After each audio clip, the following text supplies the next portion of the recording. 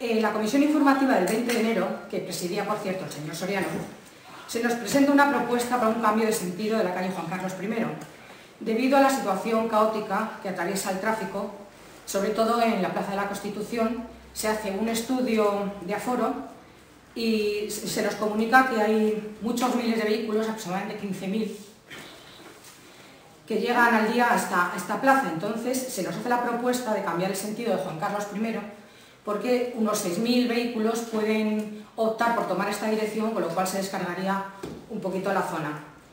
Nuestro grupo, y solamente nuestro grupo, se abstiene de aprobar esta propuesta presentada por el concejal señor Marzal, al tener dudas sobre la aplicación, pensando que ha sido una medida que está muy poco estudiada y esto va a acarrear muchos más problemas todavía en una zona que ya de por sí está muy castigada, que es el casco antiguo.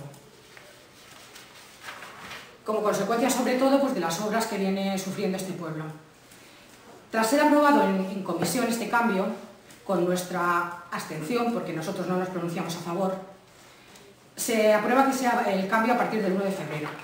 El señor Marzal nos dice que se va a realizar un seguimiento durante unos días, que el primero propone que sea una semana, a petición de los concejales de la oposición.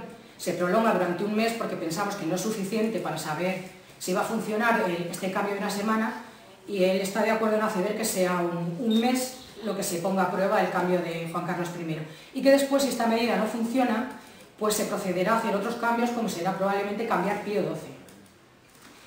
Pero esto se aprueba el 1 de febrero, pero el 14 de febrero se procede al cambio de Pío XII de dirección también. Según consta en el acta de la comisión, el cambio de Pío XII se efectuaría después de un mes y habiendo pasado por comisión, para que los concejales de la oposición pudiésemos rechazar o aprobar, o por lo menos enterarnos de cómo se va a realizar este cambio, cosa que no sucede nunca. Ya digo que en menos de 15 días se cambia la calle Pío XII, sin informar y sin aprobar. Posteriormente, en la comisión del 3 de marzo, se nos manda un escrito de la policía que dice que se ha procedido al cambio el día 14. Pero en esta misma comisión del 3 de marzo se da cuenta de un escrito que se recibe en el ayuntamiento, en el que consta más de 140 firmas de vecinos de la zona que se han visto afectados por el cambio y en el que protestan porque dicen que no se les ha tenido en cuenta, que no se les ha valorado y que están desinformados. Y nadie ha pensado en los inconvenientes que les va a generar a ellos este cambio de circulación. Con lo cual, pues, en cierto modo, nos dan la razón a nosotros cuando decíamos que era un cambio poco pensado.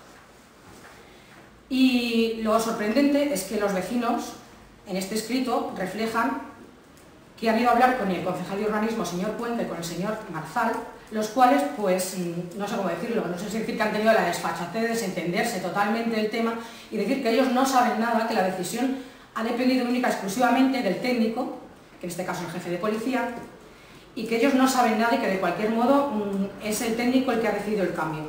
Bueno, nosotros creemos